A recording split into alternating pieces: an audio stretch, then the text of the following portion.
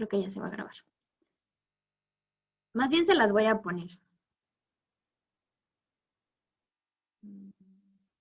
Aparte, en el video sale Maribel Guardia, que es una... A ella sí la conocen, no me digan que no la conocen. Sí conocen a Maribel Guardia. Ya vamos entendiéndonos. A ver, les voy a compartir la pantalla.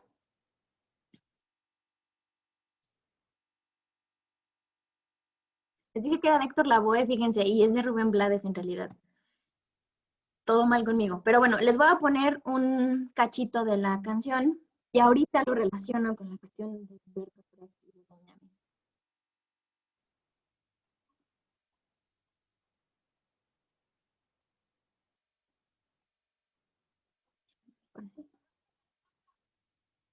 Por la esquina del viejo barrio lo vi pasar,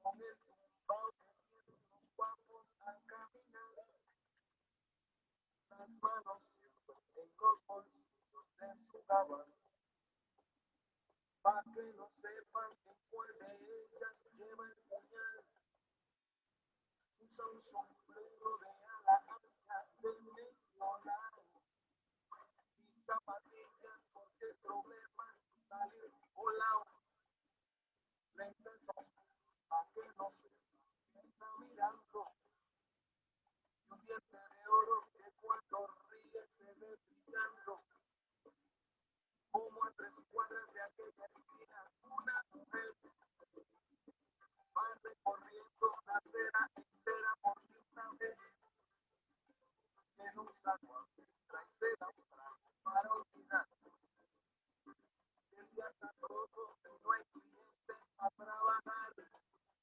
Bueno, no sé si la hayan reconocido o no, ¿sí?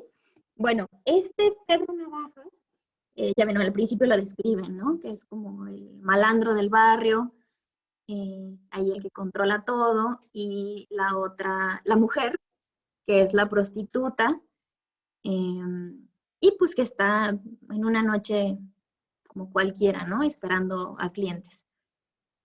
Estos dos personajes de esta salsa de Rubén Blades están inspirados en una ópera que compuso Bertolt Brecht llamada La Ópera de los Tres Centavos. Es más, ya aprovechando que tenemos así la tecnología a nuestra disposición, les voy a poner la versión de Bertolt Brecht, cuya canción dentro de la ópera se llama Mac the Knife, ¿no? Entonces es como Pedro Navajas, Mac the Knife. Y déjenme compartírselas para que conozcan a los amigos de Benjamin.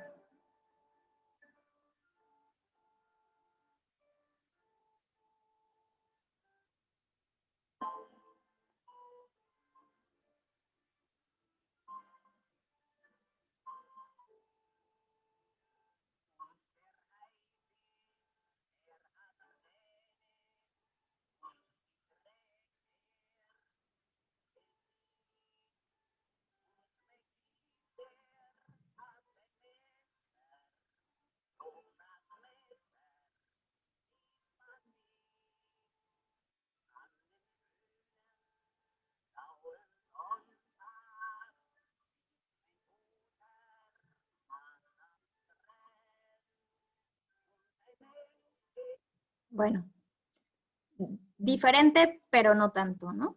Sí, alcanzamos a escuchar ahí el parecido, por lo menos en las armonías de una y de otra.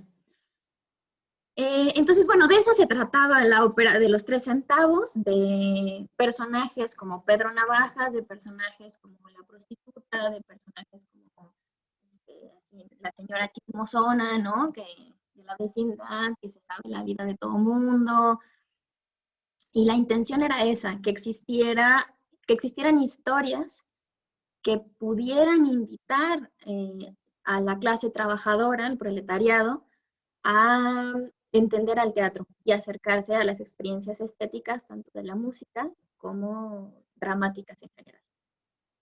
Eh, entonces, bueno, se darán cuenta como de la intención de Brecht y también del compromiso y de la militancia con la causa proletaria. Por otro lado, estaba Adorno, también compañero de Benjamin, que en esta, por lo menos en este primer capítulo, no lo menciona Scholem. Nunca se llevaron muy bien, la verdad, porque bueno, Scholem andaba con la cuestión de la mística judía y del rescate de la tradición judaica en Alemania, y Adorno pues en realidad era un filósofo, ¿no? Scholem estudió matemáticas y filosofía, lo dice en algún momento, pero realmente a lo que se dedicó más pues fue como a profesión matemática, pero sus inclinaciones filosóficas pues fueron completamente teológicas. Y Adorno pues ¿no? ¿Cuál teología? Ni cuáles 40 pesos. Más bien la onda era, a partir de las mismas herramientas de la razón, criticarla, ¿no? Criticar a sí misma, ver en qué estaban construidas, pues sí, un ejercicio mucho menos metafísico, vamos a ponerle así. Y veía muy mal que Benjamin se llevara con este teólogo así medio religioso y demás, que era Scholem, y también veía con malos ojos que se relacionara con Bertolt Brecht, porque a Adorno le parecía que dentro de la militancia de Brecht había bastante dogmatismo, ¿no? Esta poca crítica a las prácticas del Partido Comunista, eh, pues sí, como una actitud muy entregada, sin preguntas, ¿no? Y bueno, Adorno y Horkheimer, particularmente este binomio potente de crítica, pues les parecía que más que ayudar a la causa de la revolución o de la liberación de la razón o del pensamiento, pues las prácticas militantes sin crítica pues lo hundían más, ¿no? No ayudaban para nada a esa nueva propuesta para el siglo XX y que seguía siendo como una herramienta para que ciertos fascismos pudieran triunfar. Benjamin no estaba tan seguro, pero la cosa cambiará después, en 1939. Vamos a verlo cuando leamos las tesis. Y al mismo tiempo, Brecht, pues obviamente a Scholem ni lo fumaba, ¿no? Así ese casi ese padrecito que metafísico que engaña a las almas y se aprovecha de la necesidad espiritual de la clase trabajadora. Y con Adorno, pues Adorno era que fresa, ¿no? Intelectual, que no se manchaba las manos, que nada más pensaba desde su escritorio, que no estaba dentro pues, ni de ningún sindicato, ni de ninguna lucha. Entonces, pues bueno, no se caían muy bien. Pero cuentan las malas lenguas, no sé quién me contó esto, pero creo que no está en ningún libro. ¿Quién habrá sido?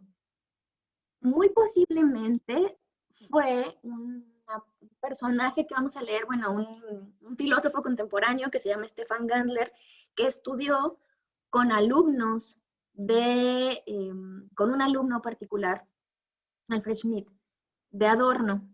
Y entonces el maestro de Stefan Gandler, que, bueno, yo nunca he tomado clases con él, pero digamos que pues sí he ido a algunas de sus conferencias, hemos compartido un par de cervezas en donde me ha contado estas anécdotas. Les digo esto para que sepan que no sé si es cierto, pues que a mí me lo contaron seguramente en una reunión con charlas y que no estoy muy segura de lo que haya pasado. Pero Stefan nos contaba que Alfred Smith a su vez les contaba que Adorno, cuando se echaba unas copas de más, empezaba a tocar canciones de Bertolt Brecht, ¿no? Entonces, muy posiblemente en la esfera pública no se caían muy bien, pero seguramente Adorno le tenía, que también era músico, pero que no era músico a la onda Brecht, ¿no? Sino que más bien pues le daba más por la cuestión dodecafónica y bueno, todas estas experiencias nuevas de la música en el siglo XX con, ¿cómo se llama este señor? Schoenberg, ¿sí? Bueno, el señor de la música dodecafónica. Entonces, pues no estaban cercanos ni mínimamente, ni intelectualmente, ni prácticamente, ni musicalmente, pero seguramente Adorno apreciaba los esfuerzos revolucionarios de Bertolt Brecht. La cosa es que todo esto en común tiene que ver con Benjamin, ¿no? Imaginémonos entonces esos ambientes en los que discutía con Scholem, con Brecht y con Adorno. Bueno, ¿qué más les iba a contar de Benjamin para abrir ya también su participación? La idea de que leyéramos estos textos es que veamos cómo siempre el tiempo o la historia para Benjamin está situado, ¿sí? Ya sea desde sus amigos hasta sus experiencias territoriales con la ciudad, con Berlín, hasta los objetos mínimos como la anécdota que nos cuenta sobre los anillos, hasta las visitas al zoológico, ¿no? Y en algún momento también la intención de contar su historia a partir de un mapa.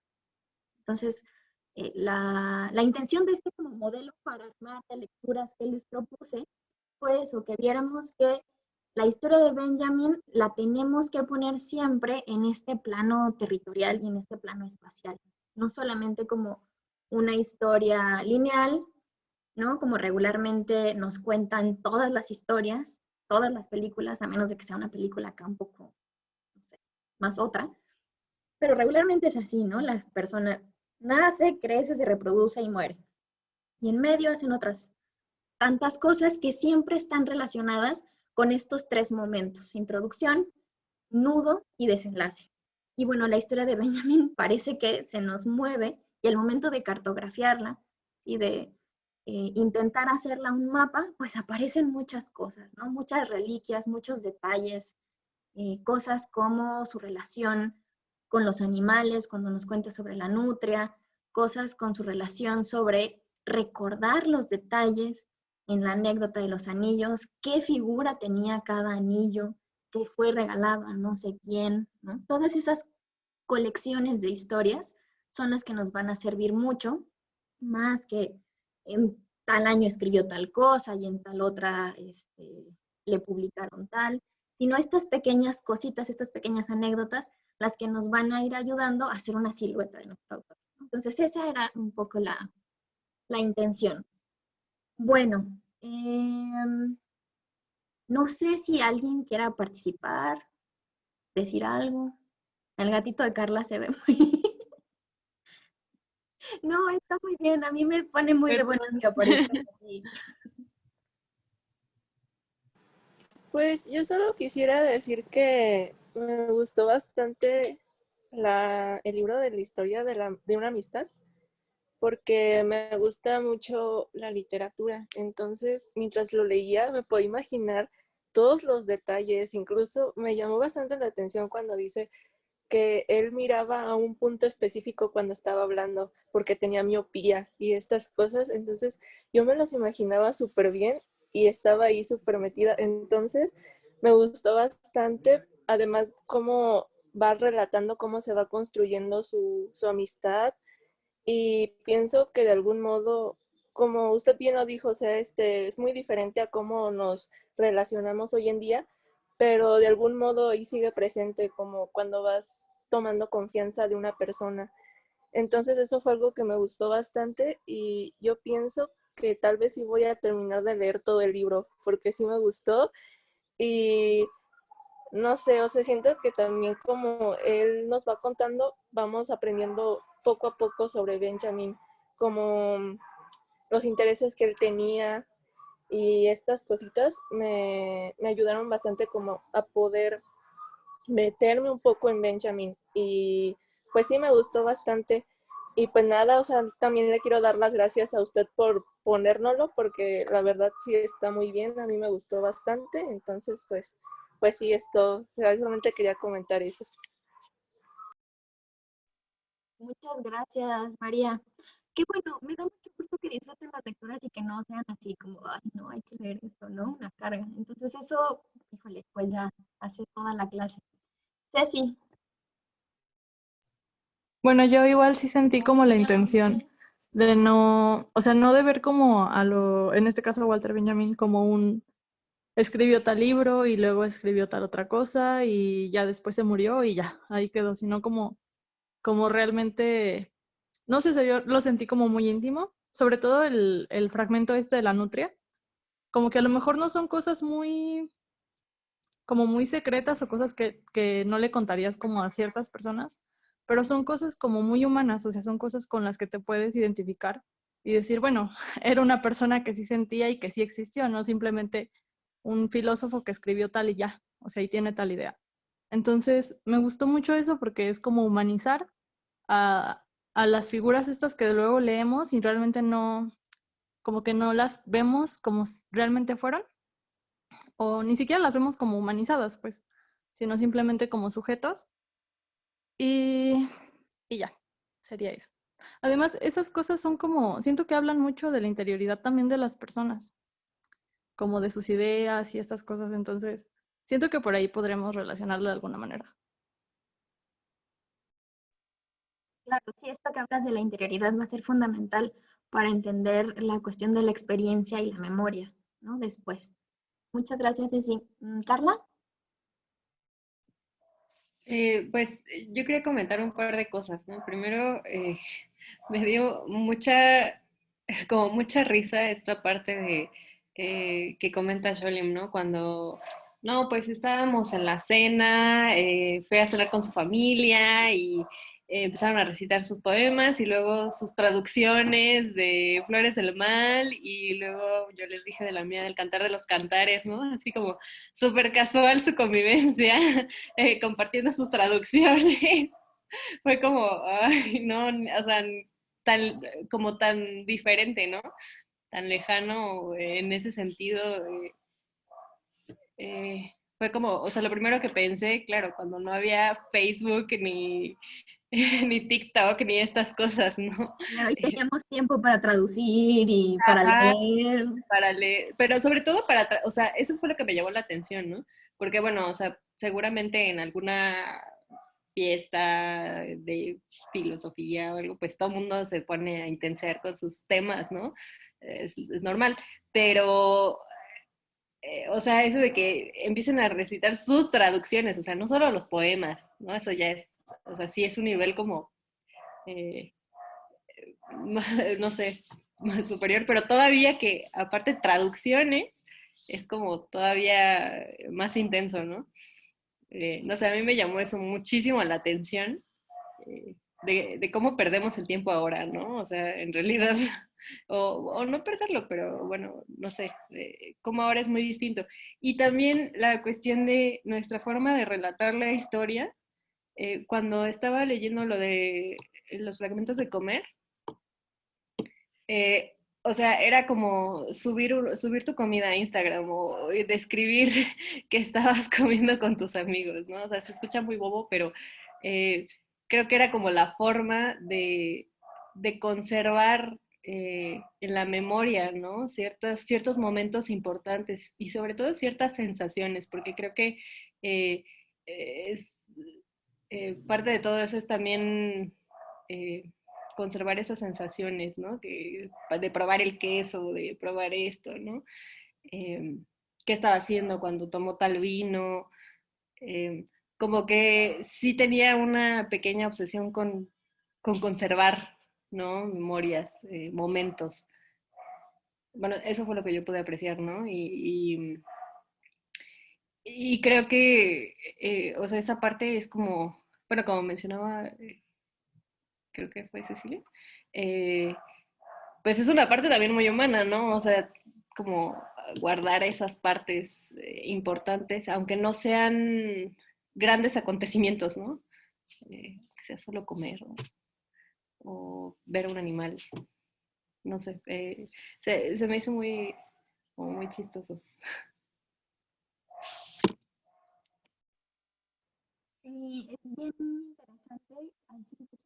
Sí. ¿Hola? ¿Ya? Es bien interesante cómo cuando leemos estas memorias, inmediatamente nos ponemos a pensar en nuestras propias experiencias, ¿no? lo que decíamos, híjole, no solamente leer los poemas, sino sus traducciones. Entonces, Sholem tenía 17, les digo, Benjamin 23, y los cuates clavadísimos haciendo sus traducciones, ¿para qué? Para nada. O sea, a ver, para nada, por supuesto que para algo, pero no se los dejó ningún maestro, no los querían publicar, ni en Facebook, ni en un artículo, ni nada, ¿no? Simplemente era por el gusto de hacerlo, por la curiosidad de hacerlo. Y creo que eso también eh, como que lo espejeamos, ¿no? En nuestras propias experiencias. Eso que estamos haciendo ahora, la humanidad que ve reflejada Ceci también en el relato sobre la nutria, que efectivamente es muy íntimo, ¿no? Porque, bueno, tú le puedes decir a alguien, ay, sí fue al zoológico y vi una nutria, pero decirle que cuando eras niño y entonces te perdías en el zoológico y vas a ver a la nutria que te gustaba mucho, pues, o sea, todo esto, por supuesto que requiere de una intimidad y de una profundidad al momento de relatar el asunto. O sea, no solamente estás contando lo que pasó, tal y como verdaderamente fue. Y esta frase de tal y como verdaderamente fue la vamos a recordar y se va a manifestar en las tesis. Sino que lo que estamos haciendo es contando desde nuestro recuerdo que muy posiblemente va a errar, entre comillas, con la realidad, pero que la estrategia que estamos usando también es traer el recuerdo de los demás. Les digo, esta especie de espejeo de historias es algo que va a tener muy presente Benjamin al momento de pensar la historia, o sea, su filosofía de la historia en total, ¿no? Es decir, cuando uno relata algo, no solamente relata los datos, sino relata la memoria para que exista un encuentro con quien está escuchando, ¿no? Y entonces haya como una especie de empatía y la historia ya no se vuelva solamente nuestra, sino colectiva. Y es ahí entonces cuando decimos, híjole, pues sí es como, o sea, cuando voy a comer algo bonito y le tomo una foto para subirla al Instagram, seguramente así era cuando, no sé, pues en este recuerdo de la sopa de betabel, la borscht, no sé cómo se llama, ¿no? O sea, no es una foto, pero es el mismo deseo de conservar, de hacer participar de una historia colectiva a algo que nos acaba de pasar, ¿no? Entonces esto va también a aparecer después de manera más teórica, ¿no? No tan anecdótica en el pensamiento de Benjamin. No sé quién tenía primero levantada la mano, si Carla o Betsa.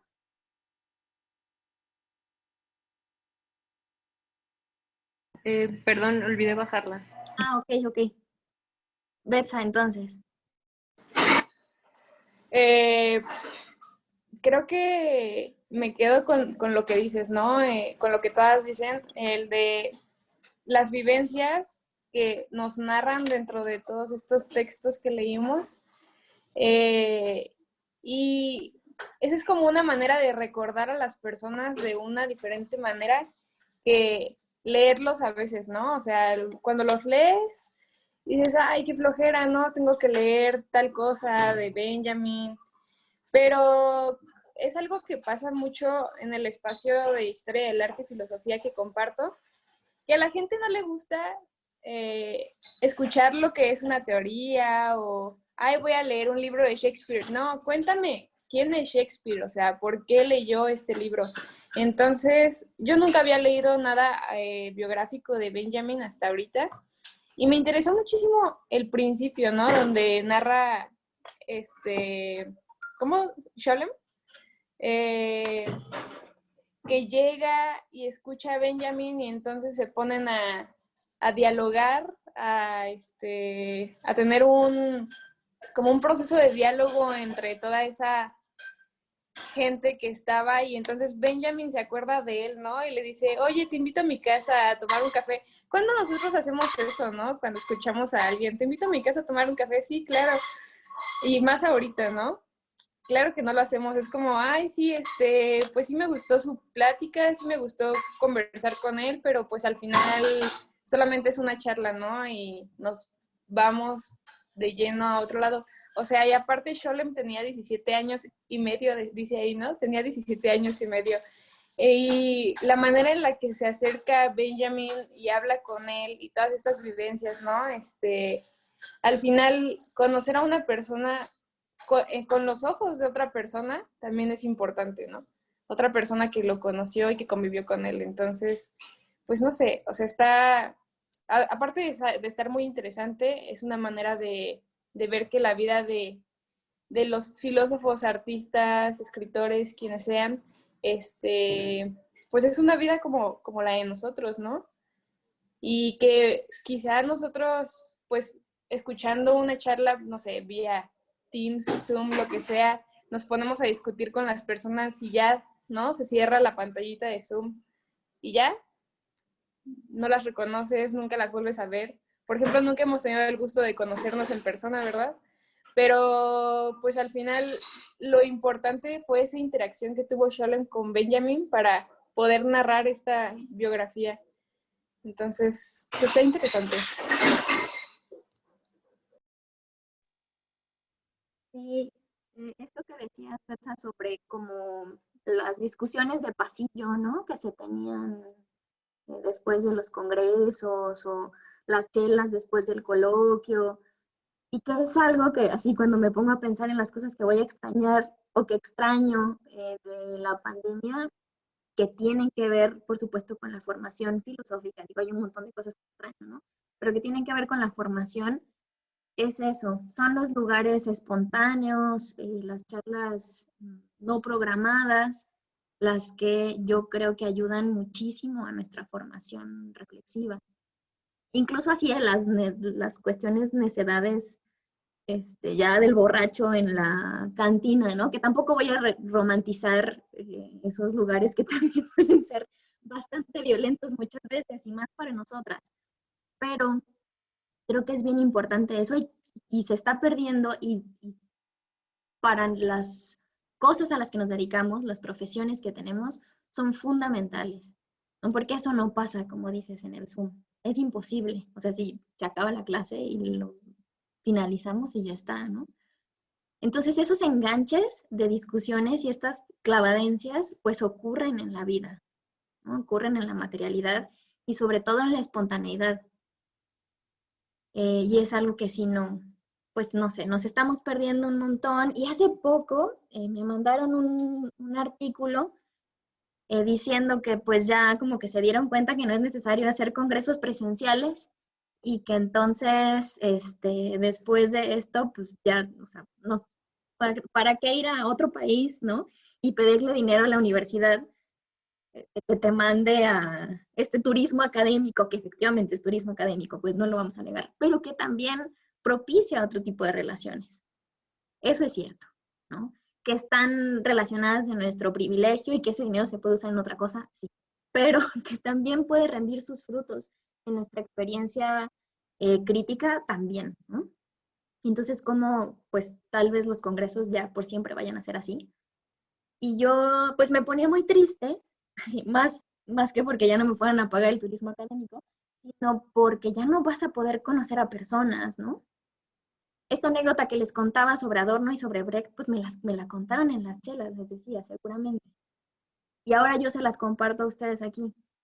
Y entonces pensaba que tal vez vaya a ser fundamental, después ya cuando nos podamos ver, propiciar espacios espontáneos de reflexión que nos ayuden no a tener una constancia del coloquio, sino a un diálogo de verdad, como abierto y natural. No sé si natural es la palabra, pero por lo menos fuera de las estructuras de la academia institucional, ¿no? Y que va a ser deber de nosotras y de nosotros provocar esos lugares de encuentro, de una o de otra manera. O sea, no tienen que seguir siendo como, pues hacemos el congreso que hicimos en Zoom en vivo, sino tal vez otras cosas, ¿no? Charlas, debates, y que tal vez vamos a tener que empezar de cero para contar nuestras experiencias. Esas experiencias que no las controlamos como controlamos cuando estamos frente a la computadora, ¿no? Incluso, pues estos sets que ponemos atrás de nosotros, ¿no? Bueno, digo, esta sí es mi casa, pero las personas que ponen como su set, que también creo que está bien porque pues es una intimidad. Ahora todo ha cambiado mucho, ¿no?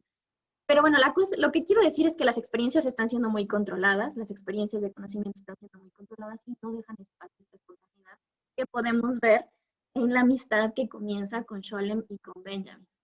Y que es una amistad muy genuina, ¿no? Como muy de curiosidad, de, tú dijiste algo bien interesante porque te quejaste, ¿no? Y si se fijan, lo que a Benjamin le llama la atención de Sholem es que rebate a quien dice que la historia es solamente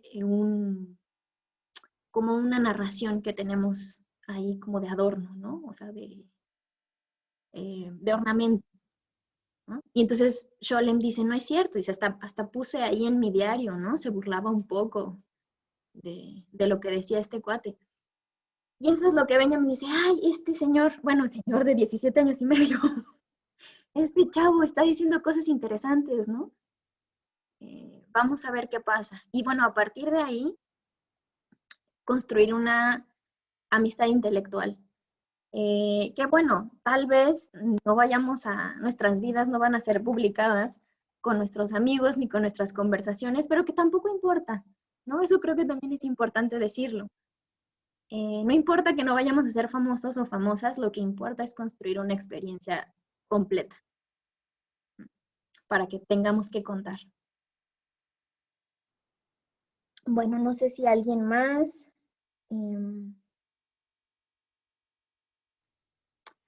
Bueno, me pareció muy interesante lo que decía Carla al respecto de conservar las memorias y conservar las sensaciones y de qué manera las mediaciones digitales nos están como impidiendo conservar, o sea, aunque tengamos nuestras redes sociales llenas de fotos, no tenemos historias al respecto de esas fotos. ¿Por qué? Porque la historia al respecto de esa foto es tomarla. O sea, ¿no? Como ves a la gente que está comiendo su pastel súper bonito que subió al Instagram y en realidad, pues las dos amigas están cada una en su celular y la convivencia es darle like en el momento en el que la otra subió la foto, ¿no? Pero no hay historias al respecto. Entonces, ¿qué vamos a contar en unos años sobre lo que comíamos? ¿Qué vamos a contar en unos años sobre nuestros espacios, sobre los cafés que visitábamos? Que también es otra cosa que cuenta Benjamin y que es, ay, no sé. Bueno, en una de las partes de Crónica en Berlín, cuando habla del hogar, ¿no? Y de cuáles son el cuadrante en Berlín en el que se mueve, qué cafés visitaban, las casas de quiénes, la historia de su amigo poeta que se suicidó junto con la novia, ¿no? Todas estas historias, ¿cuáles van a ser las nuestras? Y habría que ponernos a pensar en eso, ¿no? ¿Qué vamos a contar de la pandemia?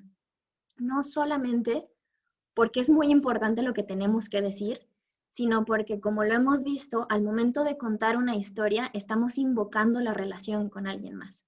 Entonces, provocamos que esa otra persona traiga a ese momento su propia historia y entonces ahí exista un espacio común.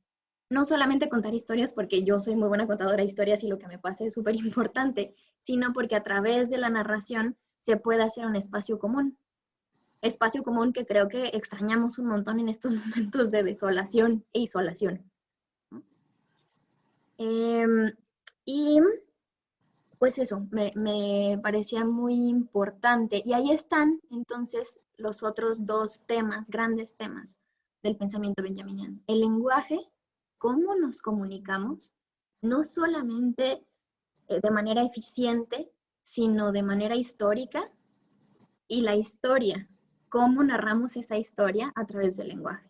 Y van a ser temas que van a salir constantemente, y que también me gustaría que pensáramos que Benjamin está provocándonos todo esto en este momento de la historia, entonces que también está sirviendo como un espejeo de nuestra propia experiencia, pensar la propuesta filosófica de Benjamin, por un lado. Y por otro, que históricamente, por lo menos, bueno, voy a decir históricamente de manera cronológica, al mismo tiempo de que Benjamin pensaba todo esto sobre la historia, sobre el lenguaje, se pensaba al lenguaje como una herramienta de eficiencia y de comunicación con la escuela, ay, se me fue, ¿la escuela de Viena? Sí, sí, la escuela de Viena. Milton, ayúdame. Ya no se escucha, Carlos, qué bueno. Círculo de Viena, ¿no? El Círculo de Viena, ¿no?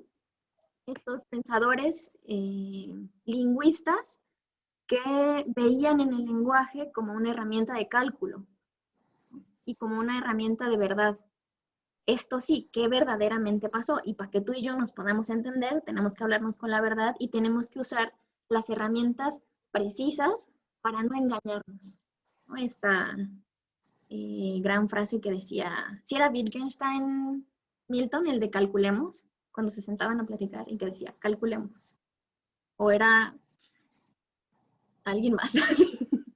Pues es que yo me creo que vi que a usted no le agradaba ese círculo. Decía, no, es que ustedes están interpretando demasiado chistosos. No, es que no me entienden. El chido es Ay, no, se paró. esto. Entonces, no creo que... Bueno, están estos dos que les dicen los dos Wittgensteins, ¿no? Como el primero que es más analítico y el segundo que se desborda en el misticismo del lenguaje. Pero tengo entendido que el primero, que era sumamente analítico, no que participara del Círculo de Viena, pero que sí intentaba utilizar al lenguaje como una herramienta precisa y eficiente y eficaz de conocimiento. Algo completamente distinto a lo que estamos hablando acá, ¿no? ¿Por qué? Porque de lo que estamos hablando acá son de memorias, de recuerdos, de intimidad, me gustó mucho que María decía que le había gustado la biografía de Benjamin porque le gusta la literatura. Entonces quiere decir que hay una provocación simbólica, ¿no? Ahí en lo que nos está diciendo Scholem, y que la forma en la cual está narrando está haciendo que nos imaginemos una narración más allá de lo verdaderamente ocurrido.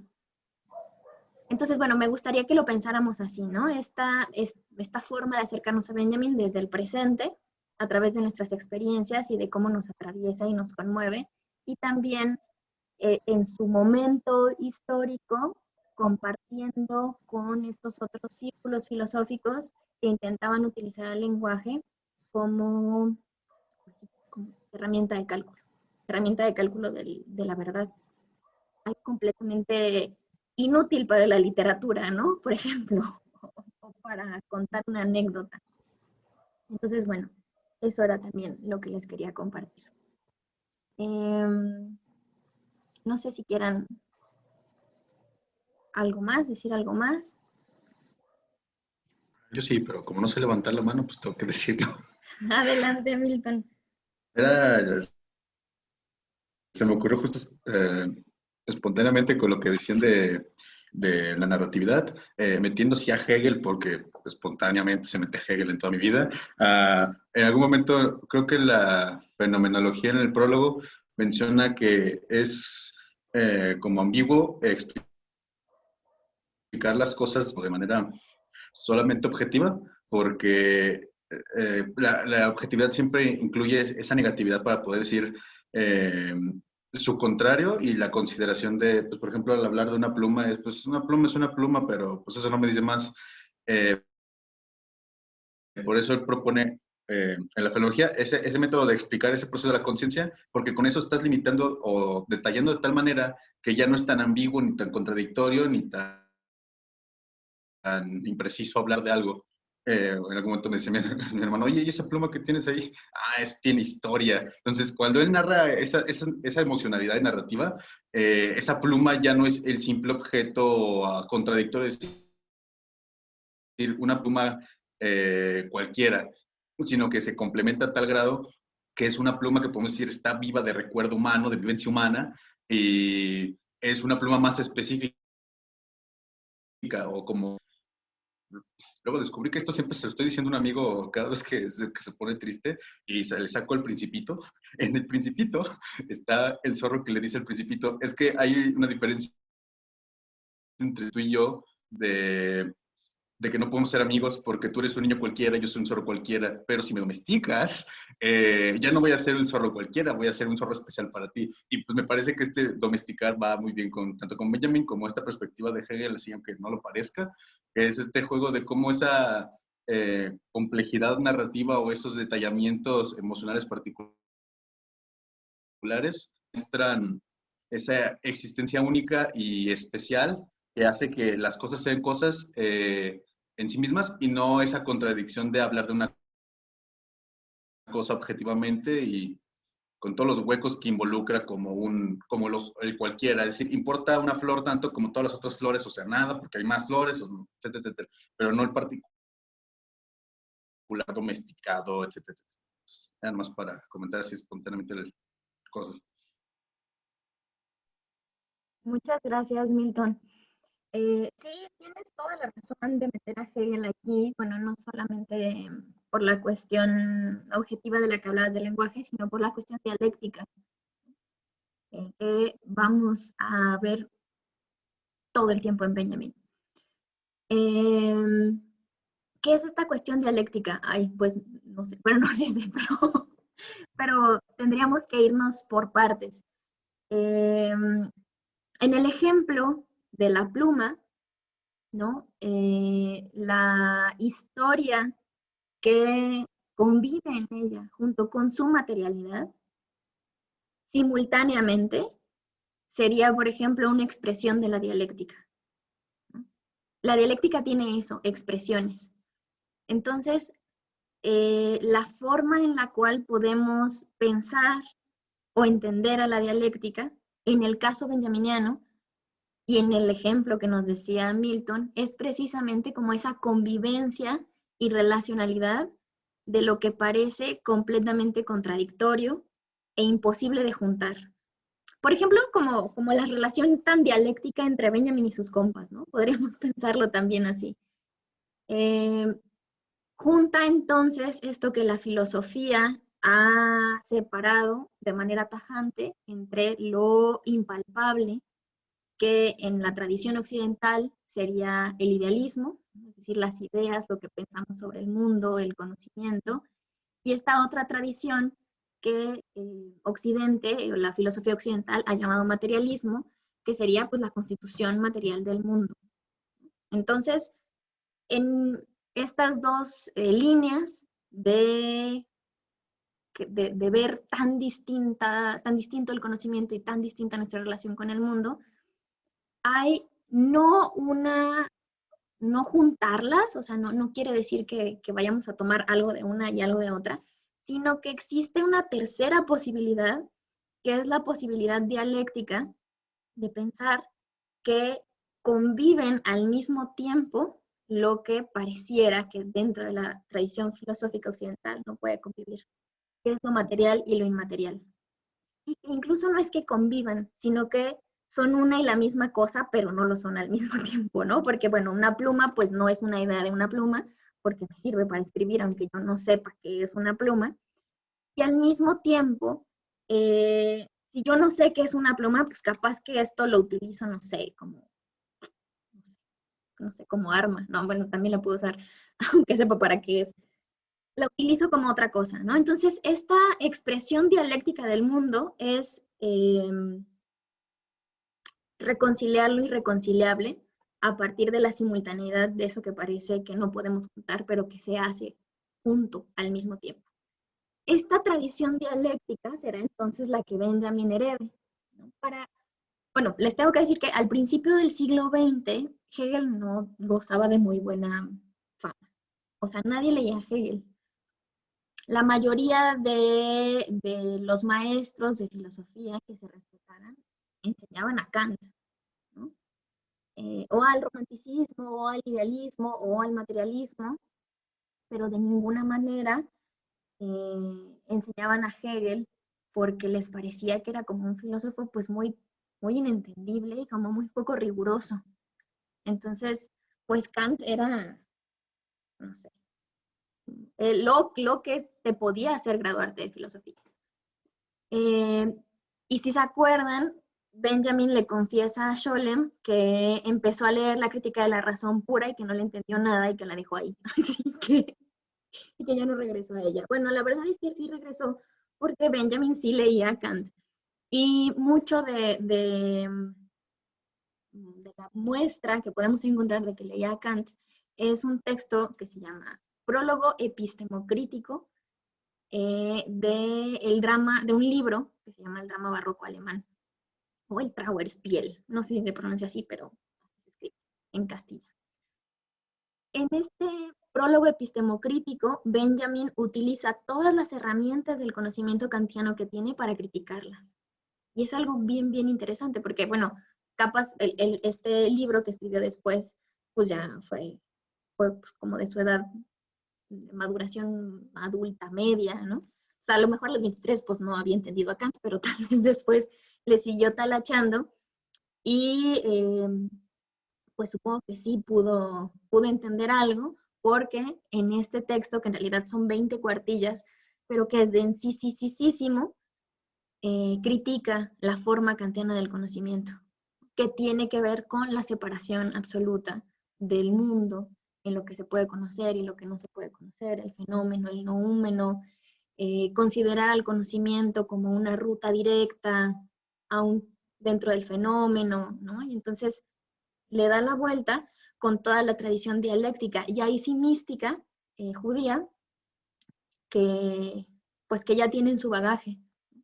Ese texto es súper interesante. Hace un par de años, con unos amigos y con Aureliano, lo leímos todo un año. Nos echamos todo un año con 20 cuartillas. Y bueno, es hora de que todavía lo sigo leyendo y no es que lo haya entendido así perfectamente, ¿no? Sino que más bien nos deteníamos una y otra vez en las discusiones que nos provocaban. Entonces es pues un texto inacabable y no sé, muy, muy interesante si nos queremos acercar al duro, al núcleo duro filosófico de Benjamin. No siempre habla solamente sobre higos y sobre nutrias, sino también habla de estas otras cosas. No sé cuál sea más importante, la verdad, porque me parecen igual de importante en el mundo los higos y las nutrias que el conocimiento kantiano. Pero si quieren ver alguna otra cara del prisma benjaminiano, pues se pueden acercar a ese tema. Y bueno, les decía, ahí como que habría o encontraríamos una forma de expresión dialéctica muy, muy teórica, muy, muy filosófica en el pensamiento de Benjamin. El otro, bueno, lo vamos a encontrar en las imágenes dialécticas constantes que iremos leyendo a lo largo del curso. Carlos, adelante. Sí, a mí también me pareció, por ejemplo, cuando estaba leyendo el texto de Comer, cuando hablaba de los higos, cómo iba con la señora y los metía en los bolsillos y los iba comiendo en el camino y se iba retacando de eso. A mí me pareció bastante interesante y bueno, yo hice una reflexión en cuanto a algo que había escuchado sobre Camus, que de hecho su hija estaba hablando de su papá y decía que muchos, bueno, algunos filósofos contemporáneos o del tiempo de Camus no lo consideraban como tal, como filósofo a Camus, porque no tenía como un sistema, así un sistema filosófico como no sé, como Hegel, por ejemplo, ¿no? O como Kant o como algunos otros. Y su hija decía que su papá escribía no tanto con la cabeza, sino con las tripas, ¿no? Entonces, me parece que este texto, el de Comer, no está tan pensado así como en forma de sistema, sino está pensado con las tripas. Y me parece que la filosofía debería de quitarse ese estigma de solamente tratar como de amoldarse a un sistema en el que tiene que ser escrito de cierto modo las ideas, porque también se pierde pues de muchas cosas. Por ejemplo, cuando estaba en lo de Comer, a mí me pareció bastante interesante cuando decía que las cosas en sí no se conocen tan bien que cuando se les retaca, ¿no? O sea, cuando te envicias con esas cosas. Porque, por ejemplo, en el comer, pues puede ser moderado, ¿no? Y lo disfrutas, pero no llegas a conocer en sí a la cosa que te estás comiendo en su totalidad, ¿no? Porque no te empapas de ella. Entonces, me pareció una idea bastante profunda, sin necesidad de ser un sistema así, que, no sé, muy revoltoso y sí, o sea, Me gustó mucho eso, cómo puedes hacer filosofía a partir de ejemplos tan cotidianos, ¿no? Y puedes llegar a conclusiones bastante interesantes.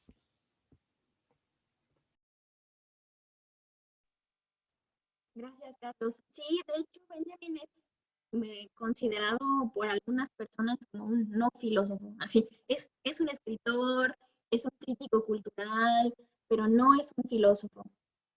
Mm, y bueno, tal vez tengan razón en la parte en que si entendemos por filosofía a un sistema racionalizante y racionalizado de pensamiento, un ordenamiento del mundo administrado a partir de la razón, pues efectivamente tal vez Benjamin no participe de eso, ¿no? O su obra no participe de eso.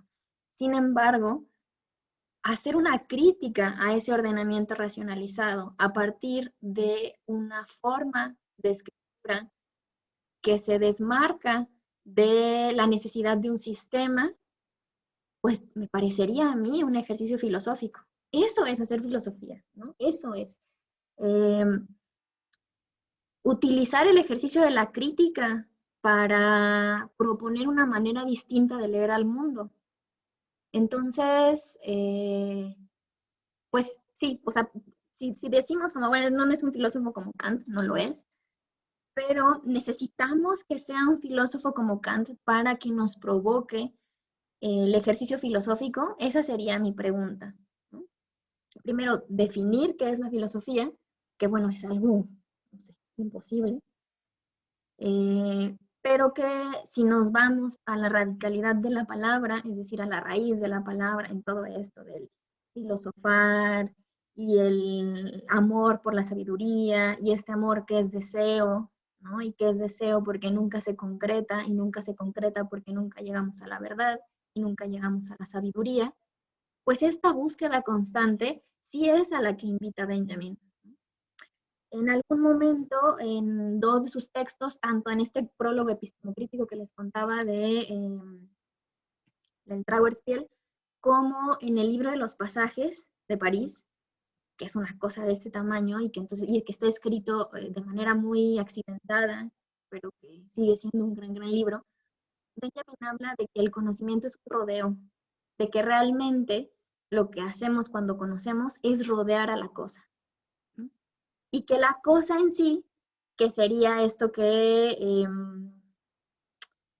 Kant llamará el noúmeno, no es que se duplique como un fenómeno que nos permite conocerlo, ¿no? Que es más o menos lo que plantea Kant. O sea, que nos deja ver cierta parte, pero que nunca nos va a dejar de ver lo que es en sí, porque pues eso nomás Dios, ¿no? Básicamente. Las herramientas que nosotros tenemos como el entendimiento, estas condiciones para el conocimiento como el espacio y como el tiempo nos impiden conocer al noúmeno y a la cosa en sí. Pero que bueno, nos podemos acercar un poco si tenemos unas herramientas afiladas, revisadas a la verdad. Benjamin dirá en él, o sea, olvídenlo, no vamos a poder. De lo que se trata en el conocimiento es de darle un rodeo a la verdad, de perdernos, ¿no? Cuando uno rodea algo, sabe que no va a llegar al centro, ¿no? Sabe que está solamente dibujando la silueta. Entonces, la idea del conocimiento y el acercamiento a la idea del conocimiento, ya de por sí un rodeo, pues, es que el conocimiento es un camino, es un proceso y no es algo a lo que podamos llegar. ¿Qué es lo que se rompe aquí? Esta teleología de medios y de fines, ¿no? Yo conozco para llegar a la verdad. Si hago un camino para por fin acercarme a este fenómeno que se me presenta a partir de mis limitantes como humano, bueno, ni siquiera nos toma en cuenta nosotros, ¿no? El sujeto trascendental. Pero bueno, pensemos que decimos que sí lo podemos conocer y que sí tenemos estas herramientas de conocimiento. Entonces, me es posible conocer una parte, ¿sí?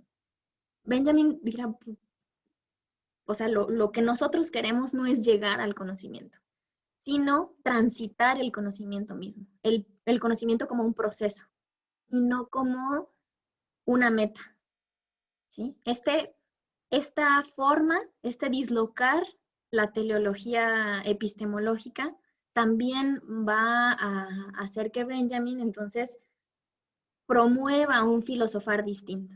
No promueva un filosofar que nos acerque a la cosa misma, como muchos otros filósofos a los que sí les interesa eso, sino que promueva un filosofar, pues en el camino preguntamos, ¿no? De que lo importante es transitar el proceso del conocimiento por más que se vea como un proceso equívoco. Ay, Carlos, tienes levantada la mano, no me había fijado, adelante. Sí, de hecho, también me acuerdo de el texto de Scholem que decía que el conocimiento se encontraba como en los pliegues de las páginas, ¿no? Es decir, en la parte externa o en los bordes, por así decirlo. Y también me acordé de la parte que habla de la hermenéutica, cuando habla de la Torá, o no me acuerdo qué texto, que es como todas esas interpretaciones que se le está dando a ese libro. Es que una parte es la Torá, ¿no? Que es como el Pentateuco. Y otra parte es, no me acuerdo cómo se llama, o si se llama igual Torah, pero es como todas esas interpretaciones que surgen a partir de este libro.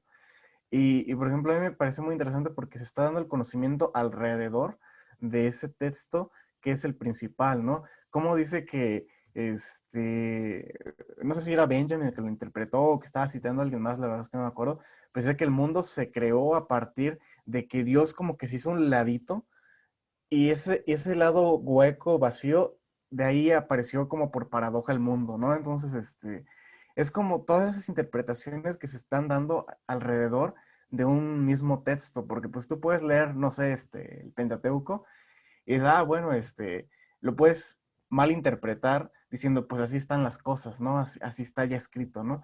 Pero pues todos los estudiosos que se han dedicado a precisamente ahondar en cada palabra casi, casi, y a sacar nuevas conclusiones y nuevas interpretaciones de todo lo que se está diciendo, ¿no? Entonces, lo más interesante no es en sí el libro, la Torá en sí, sino todas esas interpretaciones que se han venido dando, ¿no? Eso, bueno, me pareció muy interesante. Hasta me dieron ganas de cambiarme al seminario de hermenéutica, pero dije, no, eso lo voy a dejar como aparte, ya hay que concentrarse en un solo tema. Gracias, Carlos. Sí, bueno, la interpretación va a ser otra de los grandes viajes benjaminianos. Es una interpretación distinta a la hermenéutica,